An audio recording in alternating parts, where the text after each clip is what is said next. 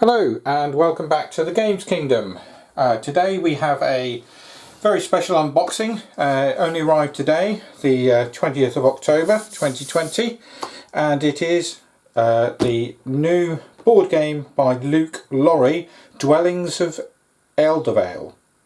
Now this is by Breaking Games, and as you can see it's a nice big chunky box. This is the Legendary Edition. And I've resisted opening this so I can do it on camera. First time I've done this. All my other unboxings have been from games that I've sort of at least took the wrappings off. So without further ado, let's start breaking into the Breaking Games box. So let's get rid of that. And as you can see, this is a very nice cover there,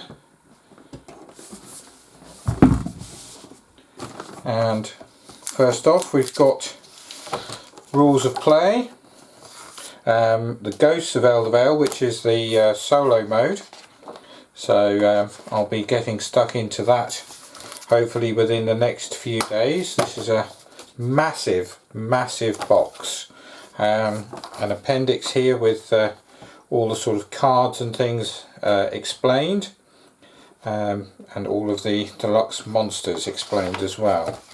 As I say, this is the deluxe edition. I went for that instead of the one with just the sort of meeples. So some player reference sheets and some some extra cards there to be replaced, and then we start getting into some very nice component trays. These are sort of for the table, and basically your sets of cards for your 8 sort of elements and things sit in here, and then you've got all like little tokens that will sit in the top here. So we've got those, and then we start getting into a very nice thick chunky set of hexes. These are the actual sort of game hexes which you reveal, so you can sort of on your turn you can do certain things, and when you go to one of the dungeon tiles, I believe from watching some sort of early playthroughs, if you go to a dungeon tile then you can reveal a new hex to put onto the board. So obviously those are there, and then you've got all of these sort of little squared tokens and things here which are, as I say, go into these trays. So we'll put those over here out of the way. This is one of the boards that you sort of go onto, and these are the different tracks, and you can score more victory points and things by getting further up these tracks. The actual victory point track is around the outside, and then you've got the underworld here, which is where your pieces go when they die. But obviously you can bring them back. We've got some extra little bits and pieces here. That's the Ghosts of Eldervale, so that must obviously be the player board for the AI player when you use solo. And we've got some nice sort of chunky pieces here. And then we've got these, and these are the actual sort of race boards. So each time you play you can choose to play a different race. Everybody gets the same sort of set of meeples and things, but you do have your own sort of powers and things in the game. So there's I think there's 4 in there, so there's 8 there in total. And then each player also, once you've sort of put the things together once, you can keep all of the things together, because each of the trays has a space where this will fit on and snap on, and then it will keep all of your meeples, your wizard, your dragon, and obviously some tokens and things will go in here during the game as you collect them, sort of swords, hammers, potions, wood, and I can't remember what the end one is there with the diamond. And then you've got, as I say, trays in here for different things, and you've got, like in here it tells you the maximum of 5 that you can have of those, and there's quite a number of these trays. 1, 2, 3, 4. There is 8 of those, so You can actually play this game 1 to 5 players, but there is enough things there to do one for every race, so you can sort of mix and match and put all the things in. Some extra little cards there, some more nice sort of, as I say, component trays for putting bits and pieces in, so I'll get round to doing that in the next few days. So I'm not going to bother sort of packing this away at the end. Oh, some nice sort of metal coins there. Little sort of, those are the wizards for each player, so you can see they're sort of screen printed on, one for each colour. Then you've got some generic sort of things here, and then you've got your workers. These are the dwellings. These are the tops actually for the dwellings, and basically when you build a dwelling on the board, you put one of these sort of coloured tops on top of your meeple, and that meeple is then sort of out of the game and becomes a dwelling, but you continue to get points for those.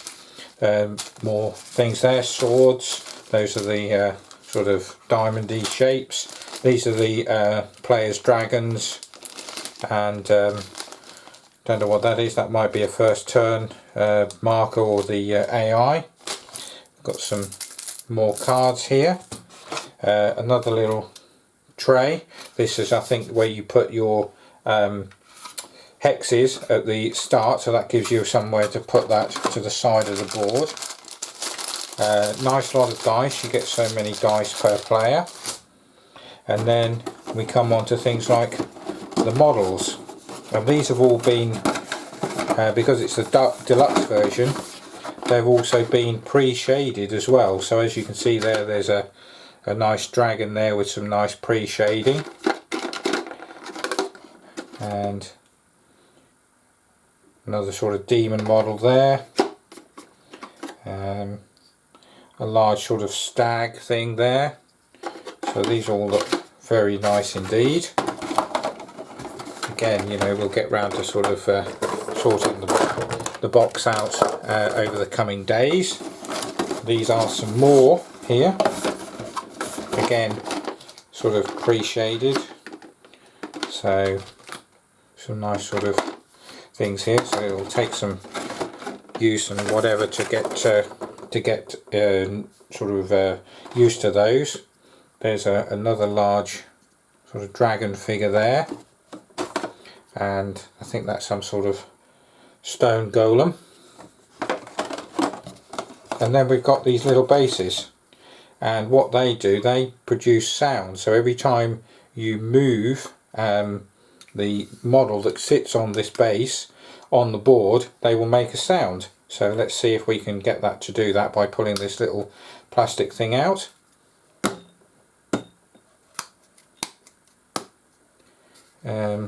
Oh, let's switch it on. That might help. Oh, so as I say, every time you move that, once it's sort of turned on, it will make that sound, and each one of those is still going when it's turned off. He's not very happy by the sound of things. Some other tokens, and more decks of cards, some nice big sort of chunky decks of cards. Those sits in those trays. So that's still wants to go. That's Dwellings of Eldervale, the actual sort of game. And then for it as well, I went a bit sort of not so much OTT, but I thought this was also a nice touch. This is the actual Dwellings of Eldervale mat, and it's absolutely huge. It's probably sort of, I don't know, sort of 2 or 3 foot long, I suppose. And give it a quick measure while we're here. So we've got, yeah, it's sort of 4 foot long and 3 foot wide, and it's a nice neoprene mat. And as you can see, there is a pattern on there of the hexes, so you sort of one hex will or few will start on the mat as a sort of starting play area, and then you can sort of sit at each corner or an area within the sort of edges of the board, and as you sort of put the new things down, they will go, and when you place a new one they have to touch two of the other tiles when you play. So there are some basic restrictions on sort of placing the tiles onto the playing area, but they're fairly sort of simple. And basically the premise of the game is once one player has done all of their dwellings, or when the last realm tile is played out onto the board, that signals the start of the end of the game, and then you'll obviously play the rest of that turn, and then you will sort of work out your victory points. It looks a very, very nice, easy-ish type game. There seems a lot of stuff here and a lot possibly going on, but to be honest, I've had a look online, watched a few playthroughs, and I was very, very sort of eagerly awaiting this. It's been delayed about 5 or 6 months because of the COVID situation, along with another one that I'm eagerly awaiting, which is the sort of upgraded Anachrony game. So those were the two games of this year that I was really sort of interested in getting, and unfortunately Anachrony won't be here till nearly Christmas, but I think this will sort of scratch the itch for sort of new shininess for a few months yet. I'm sure I'm going to get some use out of this, because as I say, there's at least 8 different factions, and I think some of these might be double-sided. We can potentially have a quick look, but I think some of these might even be double-sided and have different races on the back. So that's the Atlanteans, yes, and on the back there's Pirates of Nightmare Cove, and then on this one the Pride of Bastet, so I suppose that's sort of like an Egyptian theme, and then Clerics of the Dawn on the flip side. So in actual fact there's 16 different races that you can play in this game. So the sort of solo replayability should be quite good, and obviously because the tiles will come out in a different order each time, and obviously the AI will do different things each time, the replayability I think of this will be endless. Certainly will sort of hopefully help to see me through lockdown.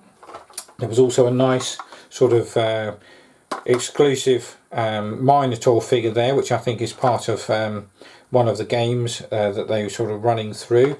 So that's a nice little, again, sort of pre-shaded miniature, so that was extra. And then I also bought for just sort of £5 or £6 all of the sleeves to sleeve all of the cards, and the game box will take all of the cards when they've been sleeved as well.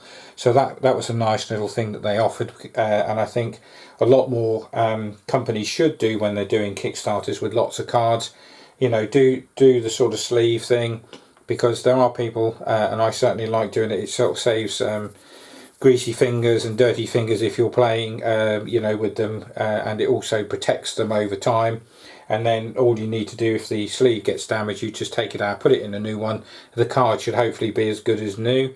The models, as I say, in this game look really, really nice, and I'm really excited to get this to the table. And I think what I'll probably do is play one game off camera, and then I'll probably do a playthrough of the solo game on camera, just to show everybody what it's like. There are things out there already, certainly from the creators. They did a solo playthrough.